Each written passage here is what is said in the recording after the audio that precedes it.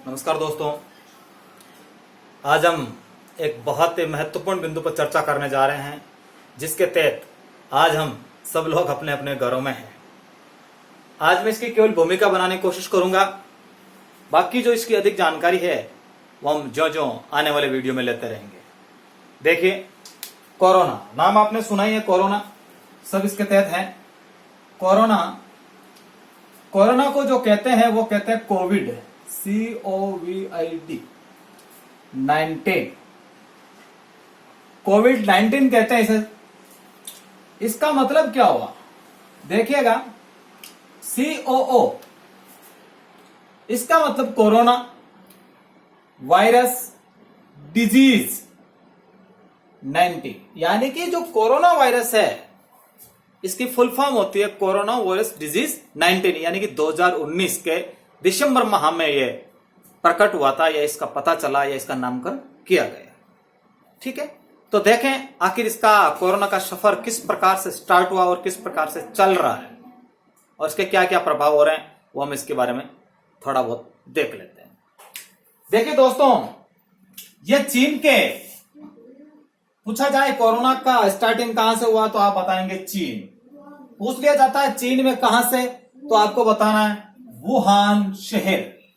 यह एक बहुत बड़ा फिश मार्केट है, बहुत बड़ा मछली बाजार है। बताया जाता है कि इस फिश मार्केट से ही सबसे पहले कोरोना वायरस का सफर की शुरुआत हुई थी। कोरोना वायरस से प्रारंभ हुआ विश्व के लगभग 188, यानी यूएनओ के तहत 193, यानी 193 देश यूएनओ की सदस्यता ले रखी है। उनमें से 188 यानी 188, यानी कि 188 कंट्रीज को अपनी चपेट में ले लिया गया है, अपनी चपेट में ले लिया है। और भारत भी उन 188 में से एक कंट्री है। यानी कि भारत में जो शुरुआत होती है उसकी जो कब होती है वो मैं आगे बताऊंगा, लेकिन ओरली में आपको बता देता हूं। ये आगे बताने इसलिए कह रहा हूं क्योंकि भारत के संदर्भ में अलग से पढ़ेंगे, अभी केवल इसका परिप्रेक्ष्य भूमिका तय करते हैं। ठीक है, तो भी बता देता हूं, भारत में ये पहला केस भारत के केरल स्टेट में 30 जनवरी 2020 को सर्टिफाइड किया गया, माना गया, या प्रभाव हुआ, या आरंभ हुआ। ठीक है, इन विकसित देशों में तबाही देखकर, यानी भारत सरकार, जो भारत सरकार है, इंडियन गवर्नमेंट है, विश्व के कई, इटली, फ्रांस, जर्मनी और अपने USA, United state of America, China खुद डेवलप्ड कंट्री है, उन जैसे देशों में अपनी तबाही मचाई इन्होंने। तो यह देखकर भारत ने भी शायद अपना कदम उठाया, और इसको देखकर भारत सरकार ने यह तबाही देखी उन देशों में, और देखकर अपने यहां लॉकडाउन घोषित किया। पूरे देश ने लॉकडाउन जैसा कदम उठाना पड़ा, और पूरा भारत जहां है वहीं रह गया, ठप कर दिया गया। देखिए, लॉकडाउन शब्द के बारे में मैं चर्चा करूंगा, लेकिन आने वाले समय भारत सरकार द्वारा इस संदर्भ में अपने आजादी के 55 वर्ष उपरांत, 55 वर्ष बाद, यानी 55 ईयर्स आफ्टर, आपदा प्रबंधन के महत्व को समझा। यानी 55 साल के बाद, भारत के आजादी के 55 साल बाद में आपदा प्रबंधन के तहत काम किया। ठीक है, काम करके इसको महत्व को समझा, और उन्हें पहले ही पूर्व कल्पनातीत ये माना कि भारत में भी कभी आपदा आ सकती है।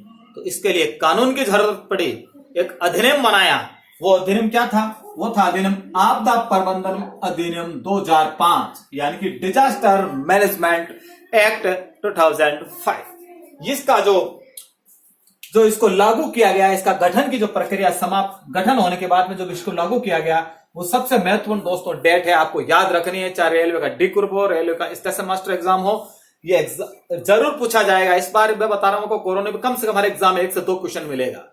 तो ये 27 दिसंबर 2006 को लागू किया गया। आपसे पूछेगा कि आपदा प्रबंधन अधिनियम 2005 लागू कब किया गया, तो आपको ध्यान रखना है 27 सितंबर 2006, यानी कि 27 दिसंबर 2006 को यह लागू किया गया। आगे चले, लागू कर दिया। इसके तहत अलग अलग विषय विषयांतर होते हैं, अलग अलग विभाग बनाए गए, इनकी अलग अलग लोगों की अलग अलग विभागों की जिम्मेदारी तय की गई। जैसे सबसे पहले बताया उन्होंने राष्ट्रीय स्तर पर यानी नेशनल लेवल पर उन्होंने एक एनडीएमए का गठन किया गया, एनडीएम का गठन किया गया। इसका गठन किया गया नेशनल डिजास्टर मैनेजमेंट अथॉरिटी, राष्ट्रीय आपदा प्रबंधन प्राधिकरण का गठन किया गया। ठीक है, इस गठन में किया गया इसमें कौन कौन थे, तो दोस्तों मैं यहां से थोड़ा बता देता हूं मैं, यानी कि नेशनल लेवल पर 1+9 यानी कि टोटल 10 मेंबर थे, यानी कि एक जो है यह अध्यक्ष है और 9 इसमें सदस्य है। किसमें? राष्ट्रीय स्तर पर। ठीक है, जो अध्यक्ष होता है वो भारत का प्रधानमंत्री होता है, भारत जो देश है उसका प्रधानमंत्री होता है, और 9 इसमें सदस्य होते हैं, टोटल 10 मेंबर होते हैं। तो देखें नेशनल डिजास्टर मैनेजमेंट एक्ट, इसकी फुल फॉर्म हो सकता है, 4-5 शब्दावली दे दी जाएगी, उनकी फुल फॉर्म किसकी सही है किसकी नहीं वहां से पूछा जा सकता है। तो ध्यान रखें नेशनल डिजास्टर मैनेजमेंट अथॉरिटी, राष्ट्रीय आपदा प्रबंधन प्राधिकरण का गठन किया गया, जो प्रधानमंत्री जी की अपने पीएम साहब की अध्यक्षता में गठित की गई थी। इसमें 9 सदस्य होते हैं। इस क्वेश्चन को इस तरह से घुमा सकते हैं कि नेशनल डिजास्टर मैनेजमेंट अथॉरिटी यानी कि राष्ट्रीय आपदा प्राधिकरण में अंदर कितने सदस्य होते हैं, तब तो आपका आंसर 9 होना चाहिए। कुल कितने सदस्य होते हैं, जब आपका आंसर 10 होना चाहिए। क्यों?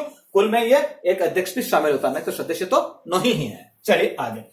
ठीक है, एक टीम के रूप में कार्य कर रहा है, दिख रहा है हमें। और फिर इसके बाद में राज्य स्तर पर, स्टेट लेवल पर, हर राज्य स्तर पर अपना अपना एक कमेटी का गठन किया गया। तो राज्य स्तर पर गठन की थी, राज्य स्तर पर गठन किया था, वो सीएम यानी चीफ मिनिस्टर पर मुख्यमंत्री की अध्यक्षता में गठन किया गया था। वो गठन किया गया था एसडीएमए यानी कि SDM, state disaster management authority, state disaster management authority यानी कि राज्य आपदा प्रबंधन अथॉरिटी। इसमें सीएम साहब की अध्यक्षता में गठित की जाती है, के तहत लागू किया जाता है। ध्यान रखें, अब आपदा के समय एक प्रश्न उठता है, यह सुनने को मिलता है, सोशल मीडिया में मिलता है, अखबारों में मिलता है, अखबारों में तो नहीं मिलता, सोशल मीडिया बहुत ज्यादा मिलता है, या फिर हम एक दूसरे को कॉल करते हैं तो कहते हैं यार उस राज्य ने सही काम नहीं किया, उसने ऐसा नहीं किया। तो वो क्या करते हैं, राज्य कहता है केंद्र ने पैसा नहीं दिया या केंद्र ने ऐसा नहीं किया, और केंद्र कहता है राज्यों ने किया। दोस्तों ऐसे कुछ बात नहीं है। आपदा प्रबंधन के तहत जब अपना फेडरल स्ट्रक्चर है भारत का, अनुच्छेद 1 के तहत फेडरल जो स्ट्रक्चर है, अनुच्छेद 1 का पैरा 3 में देखना, फेडरल स्ट्रक्चर यानी कि जो हमारी संघात्मक प्रणाली है, उस संघात्मक प्रणाली मैंने नोट स्पेशल डाला इसीलिए ताकि हमारी आज से ये कंफ्यूजन दूर हो जाए कि ये राज्य के अंदर जिम्मेदारी है या केंद्र की जिम्मेदारी है, या राज्य झूठ बोल रहे हैं या केंद्र झूठ बोल रहे हैं। देखें तो आपदा के समय जो नेशनल डिजास्टर मैनेजमेंट के जो निर्देश होते हैं वही निर्देश एसडीएम एक्ट के माध्यम से लागू किया जाता है, यानी कि राज्य सरकार इसमें कुछ नहीं कर सकती। सारा का सारा काम केंद्र सरकार के निर्देशानुसार किया जाता है। इसलिए आपने बार बार नाम सुना, lockdown 1st, 2nd, 3rd, 4th होगा, यानी 4th, 3rd अब चल रहा है 17 तारीख तक। तो आप इसमें सुनने को मिलता है कि भाई ये राज्य ने निर्देश दिए, ये गाइडलाइन जारी की है, इस प्रकार से हमारी ये लगातार चलती रहती है। तो देखिए राष्ट्रीय स्तर और राज्य स्तर पर जो आपदा प्रबंधन का जो कार्यकारी समिति होती है वो होती है ये डिजास्टर मैनेजमेंट एग्जीक्यूटिव काउंसिल, यानी कि यह है इसका पूरा नाम। तो ध्यान रखें डीईएमसी का क्या नाम है, तो डीईएमसी का पूरा नाम वो आपको ध्यान में रखना, डिजास्टर मैनेजमेंट एग्जीक्यूटिव काउंसिल, यानी कि आपदा प्रबंधन कार्यकारी समिति का प्रावधान किया गया। ये समिति ही सबसे ज्यादा काम करती है। साथ ही बात बता दूं दोस्तों एक और, NDRF national disaster responsive force, NDRF की भारत में वर्तमान में 12 बटालियन है, भारत में वर्तमान में 12 बटालियन कार्यरत है। उनमें से देखें जिसमें से बीएसएफ और सीआरपीएफ, बीएसएफ व सीआरपीएफ की 3-3, तो दोनों की तो गई 6, सीआईएसएफ, एसएसबी और आईटीबीपी की 2-2, यानी कि 6-12। तो ध्यान रखें BSF border security force, CRPF central reserve police force, CISF central industries security force, SSB सशस्त्र सीमा बल, आईटीबीपी इंडो तिब्बत बल फोर्स, यह इस प्रकार से इसकी है जानकारी। तो ध्यान रखें डिजास्टर मैनेजमेंट एक्ट 2005 की धारा 6 के तहत, ध्यान रखें ये क्वेश्चन आएगा 100%, कि डिजास्टर मैनेजमेंट एक्ट 2005 की किस धारा के तहत लॉकडाउन घोषित किया गया? धारा 6 के तहत। धारा 6 के तहत लॉकडाउन घोषित किया गया। ठीक है, फिर ध्यान रखें धारा 7 यानी लॉकडाउन घोषित कर धारा 6 के साथ घोषित करते ही 51 से 60 तक की धाराएं लागू हो गई। धारा 51, 52, 53, 54, 55, 56, 57, 58, 59 और 60 तक लागू हो गई। तो अब दोस्तों एक चीज का ये भी ध्यान रखें, टोटल इसमें धाराएं कितनी होती, तो मैं लिख देता हूं, कुल धाराएं 79 है। किसमें? डिजास्टर मैनेजमेंट एक्ट 2005 में कुल 79 धाराएं हैं। पूरे देश में लागू कर दी गई। 1 जून 2016 को भारत सरकार को एक एनडी नेशनल डिजास्टर मैनेजमेंट फ्रेमवर्क तैयार किया गया जापान में 2015 में। इसे सेडाई फ्रेमवर्क के 4 क्षेत्र निर्धारित किए गए थे। यानी कि जापान ने कहा था कि आपको ये करना पड़ेगा, हर देश को करना पड़ेगा। जापान में सेडाई फ्रेमवर्क तैयार किया गया था, उसके तहत उन्होंने पैक्ट में रखी कि 4 कार्य निर्धारित किए गए थे। जोखिम को कम करना, यानी जोखिम को समझना, विभिन्न प्रकार की जो एजेंसियां कोऑर्डिनेशन, उनके बीच में कोऑर्डिनेशन क्या है, सहयोग क्या है, और तीसरा इसमें आपदा की जोखिम को कम से कम करना, और चौथा ये बिंदु है वो है क्षमता का विकास करना, वापस इससे हम आपदा से कैसे उभरे। तो दोस्तों मैं आपसे उम्मीद करता हूं मेरे द्वारा दी गई ये जानकारी आपको स्पष्ट हो गई होगी, और मुझे उम्मीद है कि आप इस चीज को समझेंगे। आगे हम जब चलेंगे तो ये करंट विषय से संबंधित है, तो ये समसामयिकी है। इसके बारे में अधिक जानकारी हम अगले टॉपिक में या अगले वीडियो में हम इसके बारे में डिस्कस कर लेंगे। मैं आपसे उम्मीद करता हूं मेरे द्वारा दी गई जानकारी आपको जरूर समझ में आएगी, या यूपीएससी और पीएससी यानी आरएएस और यूपीएससी के तहत आपके लिए बहुत ज्यादा उपयोगी है। मैं उम्मीद करता हूं मेरे द्वारा दी गई जानकारी आपको पसंद आई होगी। आई होप पसंद आई है तो आप लाइक कीजिए, शेयर कीजिए, कमेंट करिए, ताकि मैं मेरे इस कार्य में और सुधार कर सकूं। अपने दोस्तों को बताइए, बहुत ही बेहतरीन मैं आपको प्रामाणिक जानकारी देने की कोशिश करता हूं। तो आपसे जो मेरे चैनल पर नए लोग हैं उनसे मैं उम्मीद करता हूं कि आप मेरे चैनल को सब्सक्राइब करिए, पास ही बने बेल आइकन को जरूर दबाएं, ताकि आने वाली वीडियो आपको जरूर मिल जाए। देखें दोस्तों, इसका आप क्या करें, आप स्क्रीनशॉट जरूर ले लें और एक कॉपी में नोट कर लें। आपको ये जानकारी बहुत ज्यादा का उपयोग होगी। नमस्कार।